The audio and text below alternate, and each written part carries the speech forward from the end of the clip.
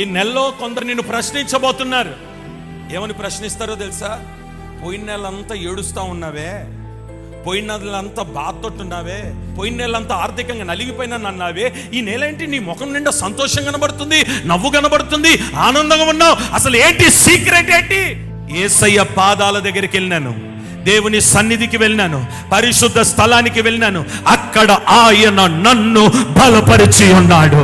నువ్వు చిన్నవాడివై ఉండొచ్చు, నువ్వు పేదవాడివై ఉండొచ్చు, నీకు చదువు లేకపోవచ్చు, కానీ ప్రభు ఏమంటున్నాడు తెలుసా?